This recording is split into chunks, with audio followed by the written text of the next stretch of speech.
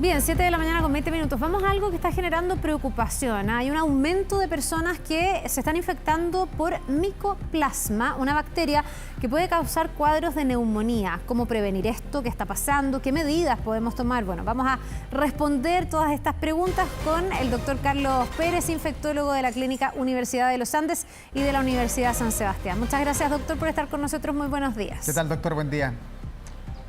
Buenos días, Carla y Davor. Bueno, doctor, lo primero, para entender de qué estamos hablando, ¿cómo se definiría el micoplasma? ¿Se parece a algo que uno quizás tenga más en el radar, que sea cotidianamente presente en los inviernos de nuestro país o los veranos? Y lo otro, si usted también ha podido constatar esta prevalencia, este aumento de los casos en los recintos hospitalarios del país, ¿o no? Bueno, en primer lugar es importante precisar que se trata de una bacteria, no es un virus como los que hemos sufrido en los últimos años, COVID, influenza, VRS. Esta es una bacteria, ¿no es cierto?, que produce cuadros de infección respiratoria, faringitis, otitis, bronquitis, pero lo más característico es una neumonía, o sea, afecta el pulmón, ¿no es cierto?, que se puede dar en niños y adultos, es bastante transmisible. Y requiere de tratamiento con antibióticos que son específicos contra esta bacteria.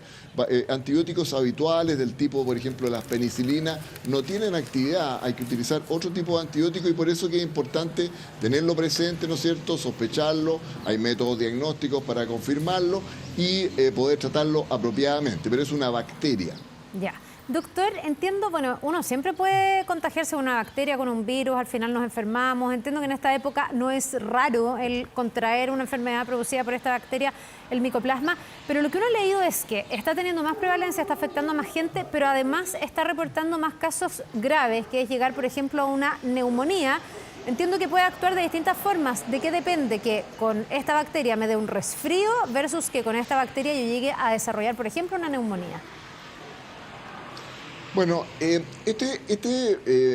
agente, esta bacteria, ¿no es cierto?, se presenta en ciertos brotes, cada más o menos 4 a 8 años se producen ciertos brotes, eso es habitual.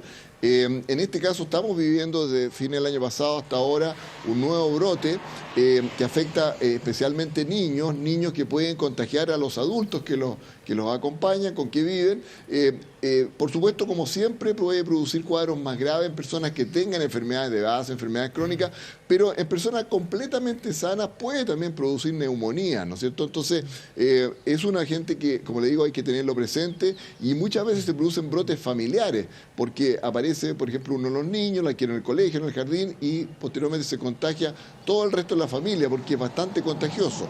Lo otro importante destacar es que no existe vacuna contra esta bacteria y por lo tanto lo único que nos queda, ¿no es cierto?, es que ante cuadros respiratorios, consultar tempranamente, identificar a la gente y tratarlo, como le digo, con antibióticos que son bien efectivos, pero que no son los habituales que se utilizan en infecciones respiratorias y por ello hay que tener un alto índice de sospecha. Ya, doctor, o sea, bueno, ¿cuáles son los síntomas de esto? Porque he escuchado que tiene mucho parecido a un resfrío, que hay mucha tos. ¿Es ese el síntoma más inequívoco, el tener una tos abundante? Eso por un lado. Lo otro, usted decía que hay que tomar antibióticos. ¿Esto no se pasa solo? Si uno no va al doctor, ¿no se cura solo?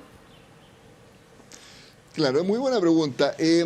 Como le digo, los cuadros pueden ser simples como una faringitis, una otitis, una bronquitis, pero el cuadro característico es el que se conoce como una neumonía atípica. ¿Por qué esto de atípica? Porque normalmente la neumonía clásica, ¿no es cierto?, es un cuadro, la persona empieza con tos, con expectoración abundante, ¿no es cierto?, una puntada en la espalda, ¿no es cierto?, en la zona del pulmón, dificultad respiratoria. En este caso, lo característico, como usted señalaba, es una tos muy irritativa, persistente, pero en general seca, una tos seca, con cierta dificultad respiratoria, con fiebre, y una radiografía va a mostrar, ¿no es cierto?, focos pulmonares, ¿no es cierto?, de neumonía. Esta infección no se va a pasar de manera espontánea. Eventualmente puede ocurrir, pero va a tardar mucho tiempo y puede producir complicaciones. Entonces requiere de uso antibiótico, a los cuales responde rápidamente, pero como les insisto, no son los antibióticos habituales. A veces la gente echa mano de antibióticos que tiene en la casa, toma una amoxicilina, etcétera. Y en este caso, por las características de esta bacteria, no va a responder a esos antibióticos. O sea, ni al paracetamol, ni ibuprofeno, nada de esas cosas. Que eso... Claro, bueno, los tratamientos sintomáticos siempre son bienvenidos para bajar la fiebre, ¿no es cierto?, sentirse mejor, pero requiere un antibiótico, en general son del tipo de la familia acitromicina, claritromicina, doxiciclina. Es una decisión que tiene que tomar el médico.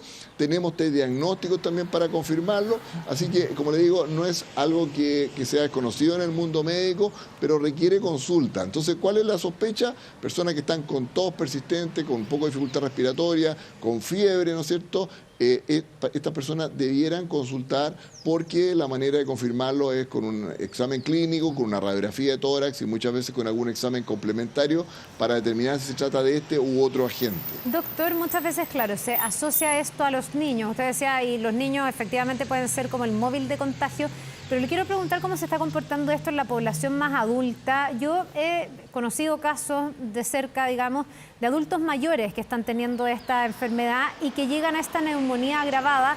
También me he preguntado si tiene que ver con el COVID, si las personas que tuvieron COVID quedaron más expuestas ante este tipo de infecciones y hoy día hacen cuadros más graves. No sé si hay alguna constatación, es una sensación en este caso.